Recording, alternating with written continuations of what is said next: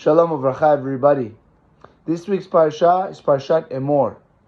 It's talking about the Kohanim, the priests, and how they have to guard their purity because they're serving God in the temple and they're representing the entire nation. They are our representatives, and they're supposed to watch themselves because they're always serving God in a sense. The high priest, the Kohen Gadol, it says that even, God forbid, if a relative of his passes away, he's not allowed to impurify himself because he is serving in the temple all the time, and he needs to maintain that state of holiness and cannot enter that ritual impurity.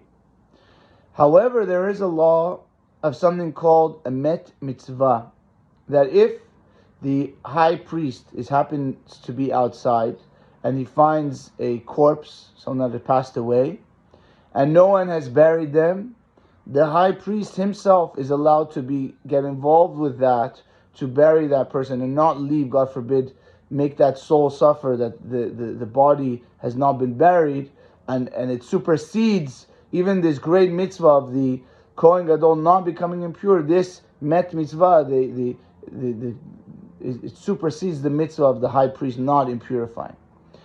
The lesson from this is that we are all supposed to be holy, and we kind of view ourselves as the high priest in our lives, that we are everything for our lives, because God forbid if a person is not healthy, then what service can they be to others if they're not healthy? If they're not taking care of themselves, then they can't even show up for their family.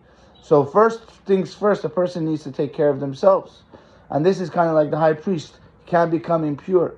However, if a person sees someone who is in that state of kind of like death, not physical death, spiritual death almost, that they're so low, they're almost close to spiritually dead, we can become impurified in a sense if it means that we're able to help them.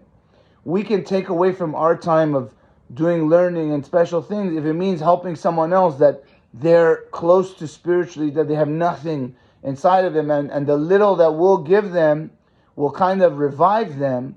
We're allowed to become purified in those instances only if we see that, God forbid, this is such a dire situation that we're seeing someone that is in such a low spot that we need to help them. Today is also Pesach Sheni, which is from the Bible as well, which was the people that were not able to do the first Passover, when they were in the desert, the second year in the desert, that there were some that were impurified. So they came to Moses and said, we were involved in doing a mitzvah and we came impurified. How come we should miss out on the first Passover? So Moses went and asked God, and God said, you're right. They are right. They get a second Passover. And that's the lesson of the second Passover, that it's never too late. Even if we missed the first Passover, we might have been impure on a far distance way, we get to do the second Passover. And that's the lesson, that we should never give up. There's always a second chance. We always should try to learn the lesson from our mistakes and that pay that forward, Be'ezrat Hashem.